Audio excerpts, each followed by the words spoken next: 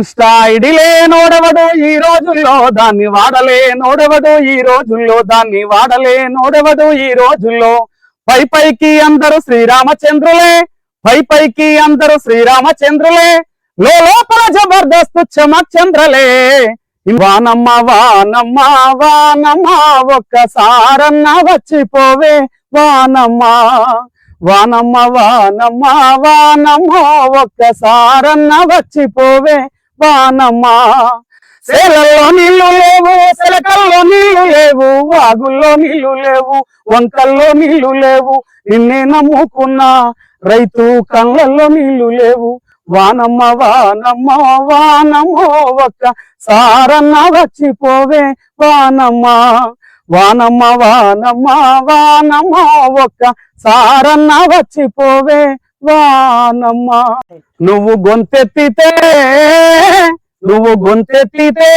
గోదావరిలో ఎలో ఎంత ఊగింది ఉయ్యాల నీ పాట వింటూ నక్సల్ మరి నవయవనమయ్యింది ఆ వేళ నవయవనమయ్యింది ఆ వేళ రాగమెత్తుతుంటే రామారావు నోట జాతరయ్యి గూడే జనమందరూ ఒక్క చోట రాగమెత్తుతుంటే రామారావు నోట జాతరయ్యి గూడే జనమందరూ ఒక్క చోట సత్యమన్నా. మీ కుటుంబంలో ఎవరెవరు ఉంటారు? మీరు ఎప్పటి వరకు చదువుకున్నారు? మీ విద్యా నేపథ్యం, మీ కుటుంబ నేపథ్యం చెప్పండి ఒకసారి. నేను విద్య 10వ తరగతి వరకు చదువుకున్నాను ఆలేరులో వావిలాల్లో.